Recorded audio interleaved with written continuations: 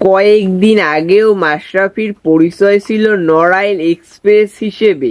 বুয়েটের দেয়ালে জায়গা হয়েছিল মাশরাফির। দেয়ালচিত্রের পাশে লেখা ছিল ও ক্যাপ্টেন, মাই ক্যাপ্টেন। কিন্তু বর্তমানে সেই দেয়ালচিত্রে মাশরাফিকে জোকার বানিয়ে দিয়েছে বুয়েটের শিক্ষার্থীরা। মাশরাফির এই অধঃপতনের কারণ কারোরই অজানা নয়। কোটা আন্দোলন ইস্যুতে যে যেভাবে পেরেছে প্রতিবাদ জানাচ্ছে, ছাত্রদের পক্ষে কথা বলছে, সেখানে কোনো কথা বলছেন না তরুণ প্রজন্মের দুই আইডল সাকিব আল হাসান ও মাশরাফি বিন মুর্তজা।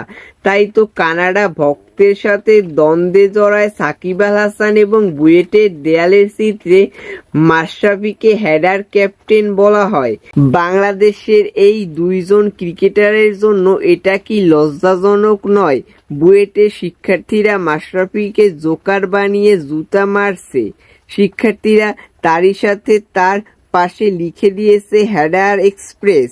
এই বিষয়টা আপনাদের কাছে কেমন লেগেছে কমেন্টে জানান।